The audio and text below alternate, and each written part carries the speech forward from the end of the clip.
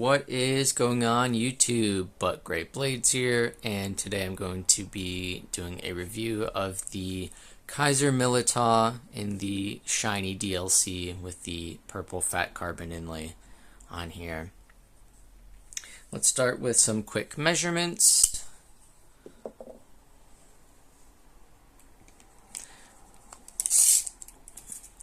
The overall size of this is right about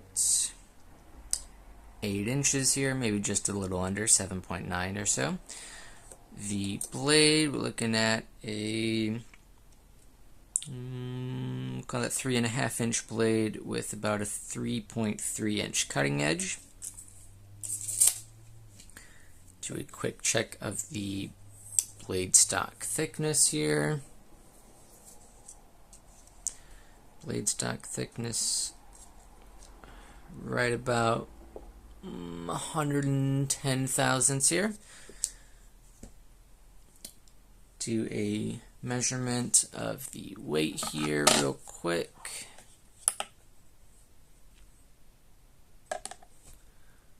Looking at 4 ounces on the dot here. So again, not exactly an ounce an inch, but that never bothers me. 4 ounces is fine to carry. It's not going to be too bad. Do a quick size comparison with the Demco 20.5 slicer here and the QSP Penguin as well.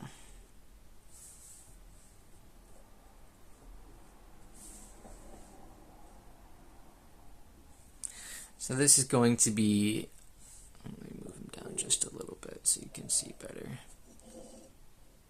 So this is going to be bigger than both of them, but it's also a relatively skinny handled knife, so it won't be too difficult to carry.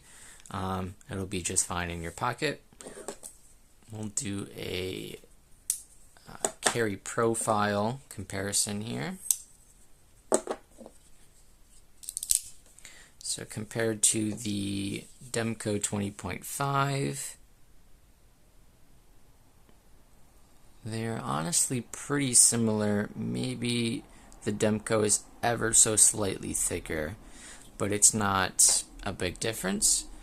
And then compared to the QSP Penguin, it's going to be ever so slightly thicker than something like the Penguin. So kind of just an in-between there between the Demco 20.5 that I have with my custom OG scales and then a normal QSP Penguin. So this is Kizer's most recent variant of the Militaw. They had one originally, it was just kind of satin with, I want to say it was like a blue or a gray micarta or something like that, I believe. And then they announced that they were doing the Shiny DLC with the purple haze fat carbon. And when I saw that, I knew I needed one, but of course at the time I had other knives and other things just going on, so I didn't pick it up right away. So I actually bought this secondary. I bought this from the Love Them Knives or LTK website. He is a YouTuber. He has a website where he does consignment and will sell knives for other people. They reach out to him, send him the knife, he'll sell it for them, take a little percentage, I believe it's about 14%, and then he'll ship off the knife to the new owner. And you can find some really amazing deals on there. You know, if you look, especially if you're early, you can definitely find some pretty good stuff there. And I'll link his website down below as well for you guys to check out. But so brand new, these were $220, and I got mine. You know, this was listed like new in box, and it was. It's, you know, it looks like it hadn't even been carried at all. But I got mine for $175, which is a phenomenal deal, especially for the condition that it was in. You know, phenomenal. This, of course, is a It does have DLC coating on the, it does have a DLC on the frame as well. And if you look, if I can get the lighting here just right, and if I can get it close enough, it is ever so slightly textured. There is just a little bit of micro milling on the scales here. I don't know if it'll show up here, but there is ever so slightly just a little bit of milling. It's not enough that you're going to notice it when you're holding it, like grip wise, but it just looks nice. And it's cool that they did that, because they could have just machined it completely flat. It is also contoured, so it does have a little bit of curve to it, which is nice. It'll make it a little bit more comfortable in hand. And you can see the blade is also shiny DLC coated, which is nice. And then I guess you would call this like a drop point. I would call it a drop point at least.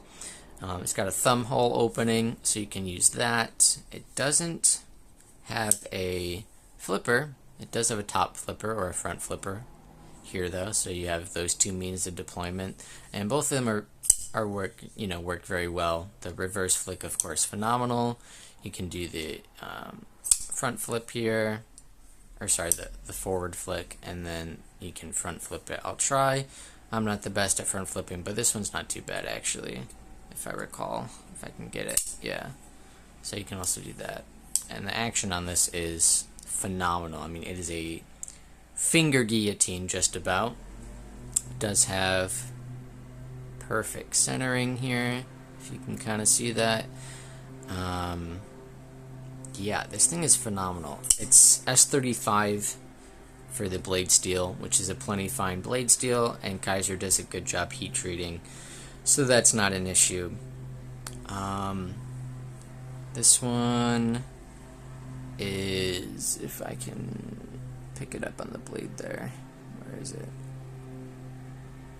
Number, what is that? 155, I want to say. Yeah, number 155 on the serial, because it was kind of a limited run, so there were only so many of them made.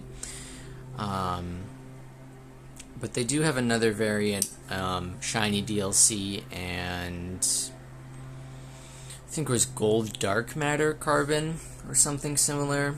That one's pretty cool too, but I, of course, am a big fan of the Purple Haze, so I went with this one. Let's see. It is a flat grind on the blade here, so it's not super thin, but it is still plenty slicey. It's not gonna, you're not gonna have any issues, you know, with your daily cutting tasks. But it's just not hollow ground, which I think is fine. It gives the blade a little bit more thickness. That'll give it a little bit more strength, which is a-okay with me. What else? So the clip here is kind of just a minimalist, kind of just straight here. There's not really a lip here, so there's no like rise here, but there is, you know, a little bit there on the end, on the bottom, to just kind of hold it in place. It works fine, honestly. Depending on the pants you wear and like how thick they are, sometimes with some of the jeans that I wear, it won't go in and out of the pocket super duper easily, but sometimes you just kind of got to lift it just a little bit and then put it in your pocket. But taking it out is usually not a problem, but sometimes to put it back in your pocket, you just got to lift it just ever so slightly, so it'll clear that kind of I'm not really sure what to call that kind of lip that it's got there on the pocket clip, but it works fine. And it is comfortable. You don't feel that pocket clip at all. You know, squeezing down as hard as I can on here, you know, you don't feel it in your normal daily use of the knife, which is phenomenal. It is very comfortable.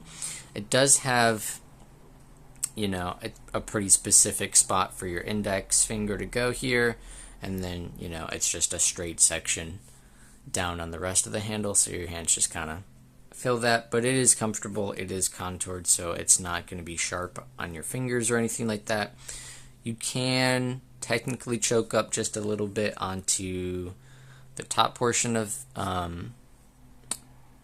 here, but there's no forward finger choil. It is just a sharpening choil up there, so just about here. And there is jimping, of course, because there's that front flipper. It only goes, a small portion of the way up the blade. I wish it was just ever so slightly longer, but it is comfortable to use, and it is enough grip that it'll kind of lock you in here. The action on this thing is just insane. It is on bearings, and obviously other knives have bearings, so I'm not sure what magic Kizer is doing here, but this thing is crazy smooth. I mean, just insane, which is just cool to me. I mean, it's, it's nice when it's made that way. And the pocket clip on here is also not reversible, so sorry once again to the lefties. And it is also only tip-up carry. That doesn't bother me. Maybe it bothers you, but personally, tip-up, tip-down, it doesn't really bother me that much. And it's a thin enough blade that, if you carry other things in your pocket, like I do, I carry my phone in my knife pocket as well. You're not going to have any issues carrying this. It's a pretty thin knife in terms of width, so you're not going to have too big of an issue with that. And it is obviously made by Kizer, so it is made in China. Again, that doesn't bother me. Maybe it bothers you, but that is why they can offer this knife at such a pretty great deal, even at the full, almost $220 price tag. For a new one, I would have paid that no problem. That's not bad at all for what it is. A true shiny DLC with the fat carbon inlay, an S35 is a plenty good blade steel. So that's no issues there either. And this was designed in collaboration with Jonathan Stiles, who has made a couple other knives for Kizer, and he's also made some for Concept as well. He made the Tuckamore for Concept, and he also did the Smolt fixed blade for Kizer. He's also making a fixed blade version of the Militaw here, and they're making a mini version as well with some pretty cool inlay materials and, kind of budget mid-range knives as well on the price tag there, which I think is cool. So I'll probably pick up a mini version as well, since I do love this one so much.